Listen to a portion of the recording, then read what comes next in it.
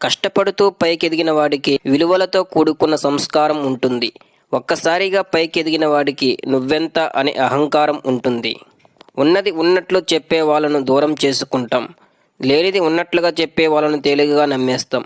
మనం నిజం తెలుసుకునేలోపే నిజాయితీగా ప్రేమించిన వాళ్ళను దూరం చేసుకుంటాం. అదే జీవితం. విమర్శించడానికి నెమ్మదిగా వెళ్ళు, అభినందించడానికి వేగంగా వెళ్ళు.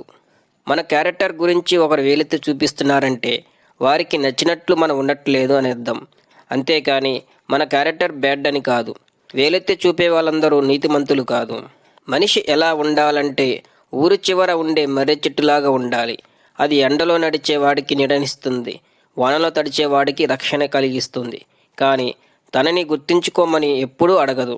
జీవితం నిన్నెప్పుడైనా కష్టాల్లోకి నెట్టివేస్తే నాకే ఎందుకు అని ప్రశ్నించకు.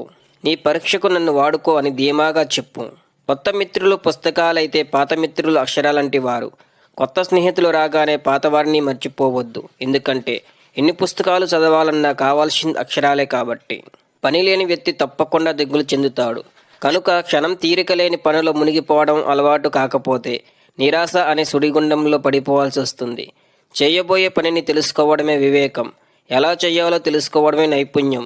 దానిని పూర్తి చేయడమే సద్గుణం. నువ్వు చదివే ప్రతి పుస్తకం నీకు ఏదో ఒకటి నేర్పిస్తూనే ఉంటుంది. దాన్ని నువ్వు గ్రహించినప్పుడే ఒక్కో మెట్టు పైకి ఎక్కగలవు. మంచివాడి కంటే ముంచేవాడి మాటలే జనాలు బాగా నమ్ముతారు. కషాయం కంటే కాఫీ రుచిగా ఉంటుంది కదా. ఎవరెంత చనువిచ్చినా నువ్వు నీ హద్దుల్లోనే ఉండు. ఎందుకంటే కెరటాలు తీరాన్ని తాగితే వినోదం, దాడితే విధ్వంసం.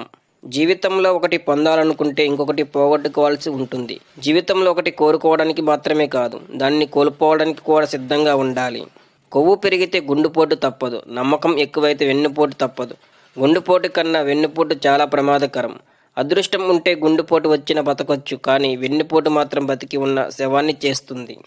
తిట్టేవాడికి దగ్గరున్న పర్లేదు, కానీ పొగిడేవాడికి మాత్రం దూరంగా ఉండండి.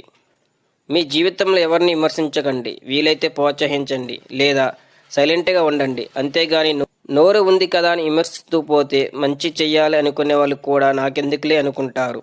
మాట చాలా విలువైనది.